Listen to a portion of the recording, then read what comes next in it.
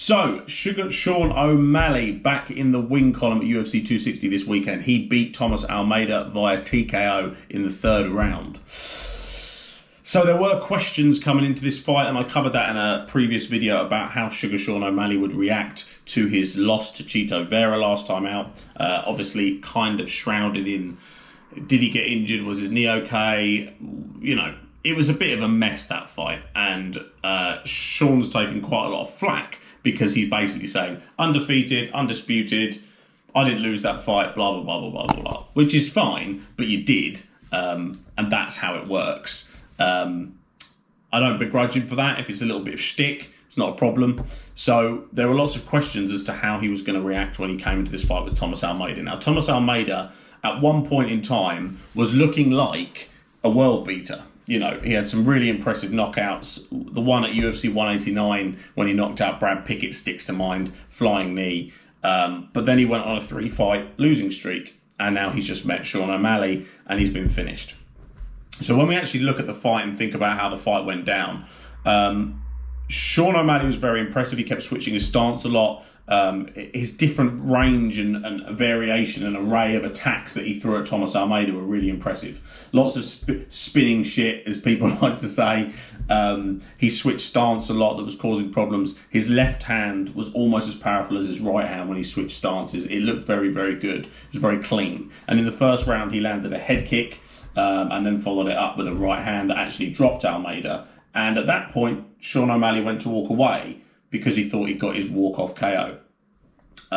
He hadn't, and the fight went on. And that's kind of a mistake that he will learn as he goes through his career, is that he's had a couple of knockout KOs before, walk-off KOs before. Eddie Wineland, for example, and I think he had one in the Contender Series.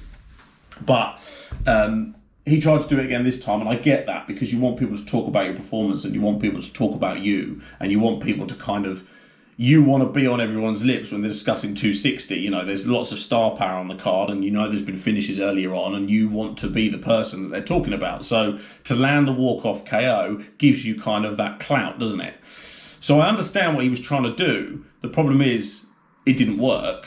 And then he had to go and fight for another 7.5 minutes before he eventually got the finish. And in those 7.5 minutes, anything could happen. So it is kind of a risk that he took in trying to get that highlight reel finish. I don't think I begrudge him for it at the moment.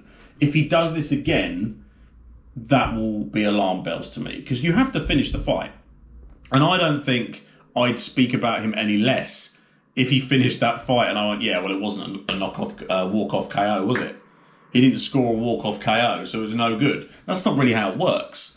So, aside from that little blemish on the fight, or blemish on his performance, I thought he was fantastic. He ate quite a few hard leg kicks that Almeida threw. He ate a few shots. Almeida, it's tough because Almeida's a great fighter.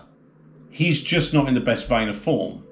And he's now lost 4 in a row. Will the UFC cut him? Probably not, because he is a young, talented up-and-comer. He has got a lot more left in the gas tank, and he is entertaining. Like, that fight was not a one-sided pounding. It was a competitive fight. It's just that Sugar Sean O'Malley was better. It's very, very interesting now. If we have a look at the division, where is Sean O'Malley? Let's have a look. So he's not ranked yet, but who would you like to see him fight in that division? When you look down the whole list, there's some very, very, very entertaining fights there. I mean, you could see him fight anyone in that top 15 and it would be a great fight. I'm thinking off the top of my head, obviously we saw him fight Chito Vera and that didn't go down too well. You've got Rafael Assunção I'd like to see. You've got Jimmy Rivera I'd like to see. And then even when you break into the top 10, he could fight any of those people. Marlon Moraes, Cody Garbrandt versus Sean O'Malley would be a great fight. He's obviously not at that point yet, but with a victory like that, you'll probably see him enter the top 15, and the next fight will be the one where we know if he has got what it takes to get to that top 10 or not. So you'd like to see that the next one of his fights is going to be against someone in the top 5. Personally, I'd quite like a Jimmy Rivera or a Rafael Assunção. They're ranked 11th and 10th. If he can take out one of those guys that's kind of been in and around the top 5, then you know he's got what it takes. If he can't, then maybe we put the brakes on him a little bit and we see what we can do. But as far as Sugar Sean O'Malley goes, he's very, very entertaining to watch. He's very, very skilled. His array of attacks is fantastic. I'm a big fan. I don't know anyone that isn't, to be fair. Yes, he said a few things that he probably shouldn't have said. Obviously, there's the whole Megan Anderson controversy. But the best way to get over a controversy is to move on as quickly and as quietly as possible. And he's done that now. He also had the setback in his fighting career with Chito Vera, which he's now righted that wrong and no one's going to remember it.